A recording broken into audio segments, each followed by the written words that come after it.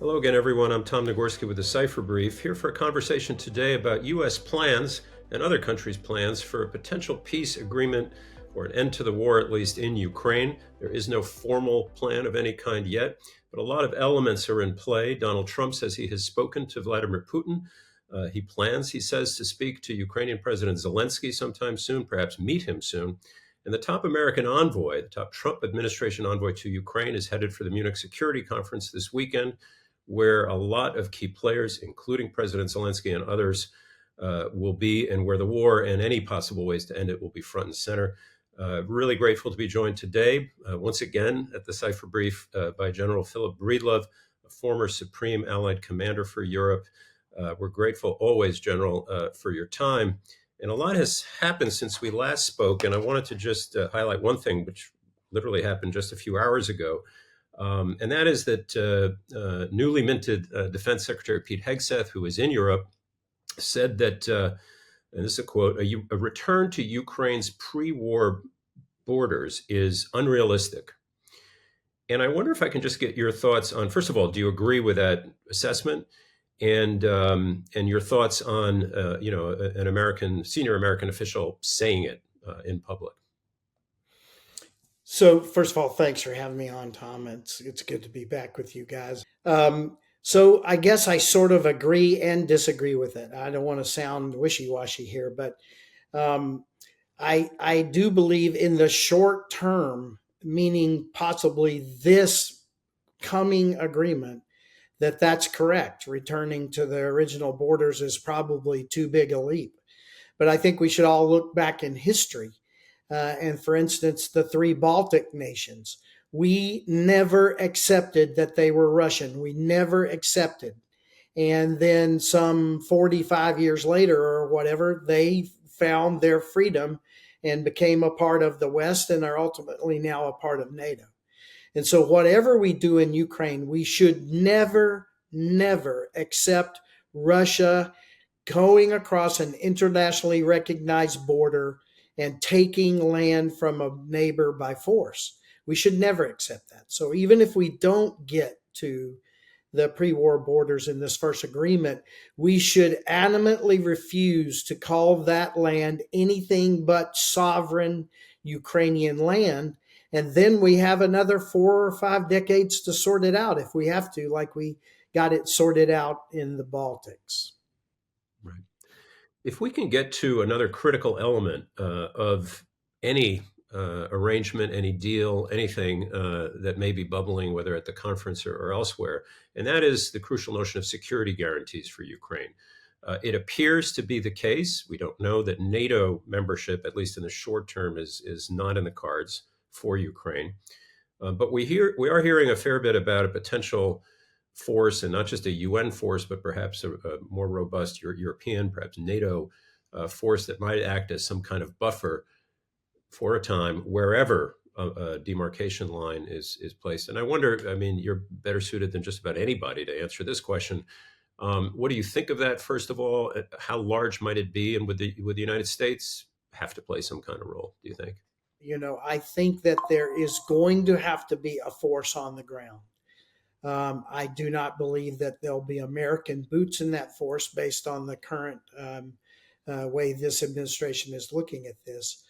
But there's going to have to be a credible force on the ground because Mr. Putin will not honor anything less than that. If he sees no force, then he understands there's no will to oppose him, and he will keep doing what he's doing.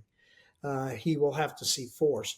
Now, as far as a role for America, I think America has to be a part of this in some way. Clearly, we understand our new president, and he is not going to entertain American boots on the ground. At least that's the current statement. But America can enable the other coalition of the willing elements, be they a NATO formation or a coalition of the willing formation, U.S. intelligence, U.S. surveillance, U.S. command and control, and yes, I think U.S. air power should be a guarantor of the safety of that coalition of the willing. and that way there are no U.S. boots on the ground. But when Russia looks across the line, they see a force that is enabled by the United States. And I think that's important to anything that we would expect to stand in the face of Mr. Putin. Got it. And in this same vein, the National Security Advisor, Mike Waltz, said the other day that the Europeans have to own this conflict going forward. I don't, whether it's boots on the ground, but just, that post-war security guarantees had to be their responsibility. Again, your thoughts on that, and do you think the Europeans can succeed if that is to be their mandate and their responsibility? Well, clearly we understand what Mr. Waltz has said. So this is the policy, and that's the policy we'll have to live under. But I revert back to what I just said. While the Europeans need to own this effort, if we do not in some way enable this effort, and Mr. Putin sees that the United States is not in the effort, it will be very hard to hold in Europe. Are the Europeans capable? I believe they are. I mean, let's look at how poorly, how horribly the Russian military has performed in Ukraine. We looked at them as 10 feet tall. Clearly, they are maybe 5'3" or something, because the performance in Ukraine by the Russian military is not to be valued. It's been flawed from the very beginning. And so if you looked at a real coalition of the willing of European forces and or a NATO force, I believe they could stand. Mm-hmm, mm-hmm. And I guess not to, pick each member apart, but that phrase "coalition of the willing" puts in mind, perhaps put it this way, some more willing than others, I would imagine, right? And I guess one Putin playbook strategy is. And a lot of adversaries are like this, right? That you hope for divisions, Divide and conquer. That's very much at the root of Mr. Putin's way to do things. He wants to find cracks. There are those out there already, Mm-hmm. the Orbans and others that provide cracks for Mr. Putin to live in, and that's what he wants to do: freeze like water in a crack and separate NATO forces. I think that some believe this could be a NATO formation, but it also could be a coalition of the willing formation. Once Mm-hmm. again, I think that any real successful operation would also include enabling by the United States. Might it also include? I mean, I'm thinking of your past job and General Cavoli now. I mean, the role of stitching together that coalition and hoping it isn't. I wasn't thinking so much of Hungary and Orban, but just some other Western European nations that just might not be so willing, let's say. But is there a role for the Supreme Allied Commander today to help build that? I assume some of that is probably happening already, right? Yeah, that's a tricky question. If it's not a NATO operation, Mm, there would probably not be a role for the SACEUR. right. If it is a NATO operation, then it would have to be a negotiation, I think, with the White House about whether the SACEUR as a European general or an American general would participate. That is a really tricky question, and I wouldn't want to speculate on that, Mm-hmm. because we would have to follow the directions of the president as it relates to Americans. But if it is a NATO operation, then it would be appropriate for the SACEUR to play his role. Recognizing excellence in national security, the Cipher Brief Honors Dinner celebrates those who've made a real difference in protecting our nation. It's an unforgettable evening with top leaders in the field. Join us in honoring these remarkable contributions. Reserve your seat now at cipherbriefhonors.com. Just a question about Moscow here, because of course the Kremlin will have a say in whatever discussions happen, and some are clearly already happening. There are red lines put forward by both sides. You mentioned one on the Ukrainian side. It's our territory. The Russians have theirs. Without digging too deeply into those specifics, let's say a week from now, a month from now, doesn't matter, some kind of process gets underway. But if it were right about now, can you assess the relative strengths of either side, Moscow and Kyiv, right now? Do you think, as they would come to the table for these kinds of talks? Well, this is a very dynamic situation. And if you'd asked me that question, say a month or two ago, I would have said Moscow is enjoying very much an upper hand. Hmm. But what we see in the last weeks and days is that Moscow is struggling, and their forces on the field are struggling, and their support are struggling. And remember, Moscow had to ask North Korea to come help them regain Russian sovereign territory. So now we have North Koreans trying to rescue Russian land inside of Russia. So this tells us something about the Russian military, the status of their capabilities right now.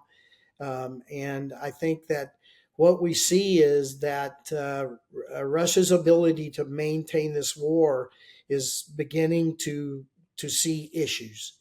And Hmm. so both sides, I think, very much want to go into whatever negotiation is going on with some, news that puts them in the upper hand. There's this rumor of a Russian offensive that's coming. The Ukrainians have taken more land in Russia in their incursion into Kursk region. And so I think both sides are very much trying to posture for any negotiation that comes up. But clearly, both sides are having problems manning their formations, supplying certain things to their formations.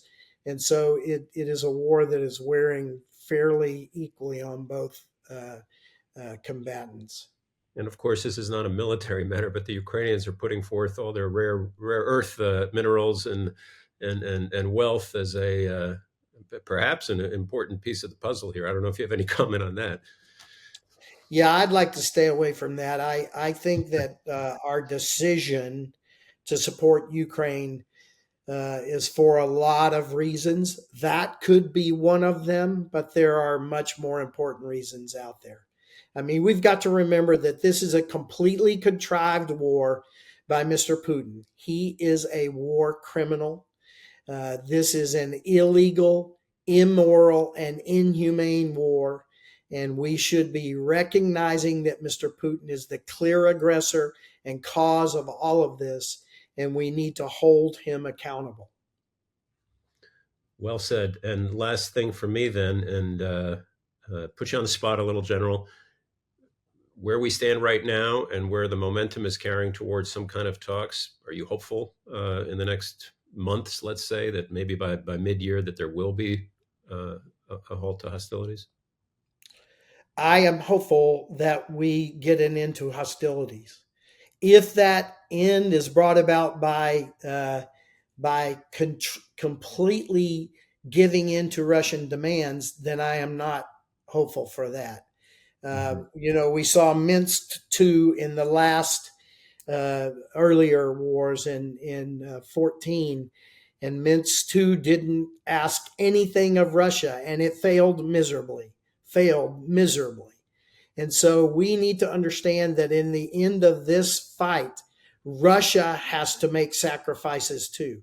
We can't ask the belligerent, the starter of this war, the belligerent, to be able to absolutely come out of this with everything it wants, and ask the people who have been attacked in this illegal, immoral, inhuman war to give up everything. And so if peace means that Russia gets everything they want, and that Ukraine has to give up more of its sovereign land and things, then I'm not hopeful for the end of that war. But if we find our way to a situation where both sides have to make some sacrifices, remembering that Mr. Putin desperately needs a pause in fighting. He desperately needs to reconstitute his forces. So pausing and fighting is not Russia giving up something. it's them getting something they desperately need. And so we need to understand that this war would come to an equitable end where both of the parties are making sacrifices to get to that peace. And that includes Russia giving up things just like Ukraine giving up things. Thank you so much once again, Supreme Allied Commander, former Supreme Allied Commander, General Philip Breedlove, Cipher Brief expert. It's great, as always, to have you with us. Really appreciate it. Nice to be back.